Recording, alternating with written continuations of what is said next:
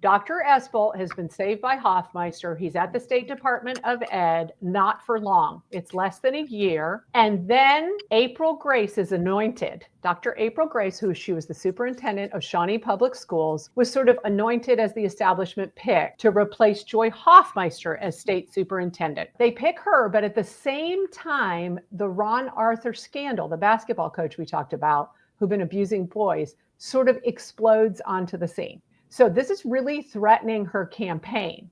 Around that time, very silently, Espolt moves from the State Department of Education to the Shawnee Public School District. He is hired as the CFO, Chief Financial Officer, and Assistant Superintendent.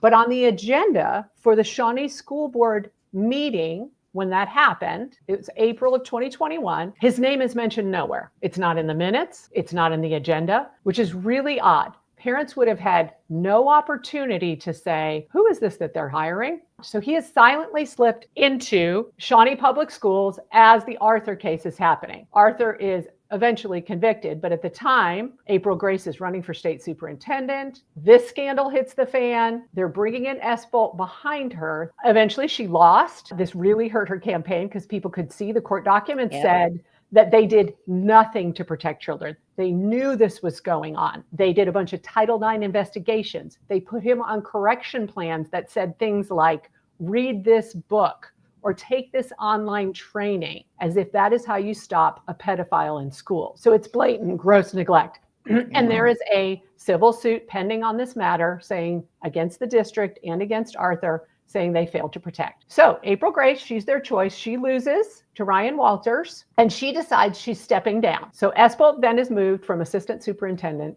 to superintendent. He was kind of saying the right words. He was saying, yes, we need more transparency. We're going to get through this civil lawsuit. We're going to protect kids and we're going to respect parents' rights. But that hasn't really played out as spoken, because one of the first actions in the civil case against the district related to Ron Arthur was that the district subpoenaed Shane Jett and demanded all of the information and communications related to the victims that he had talked to, related to their families. The district is now demanding to out these people. So it's really not looking like they're protecting children. An inside source says that on April 1st of this year, that the board met and they met with an executive session and that they discussed sending these subpoenas with their counsel and that Dr. Aaron Espolt was present.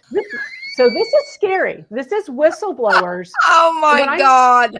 Coming forward have no place to go. In sort of a whisper of what some of the progressive agenda may be behind this, Jett was served his subpoena in his Capitol office when the process server came in to serve Jett. She described him as a very flamboyant trans person, a man with broad shoulders, square jawline, shoulder length, green streaked blonde hair, wearing a bright green tube top, high-heeled shoes and jeans with his bare midriff showing. And he burst into Jett's inner office where he was having a meeting with multiple other people and threw the process documents across the desk and said, Shane David Jett, you've been served, F you from the trans community.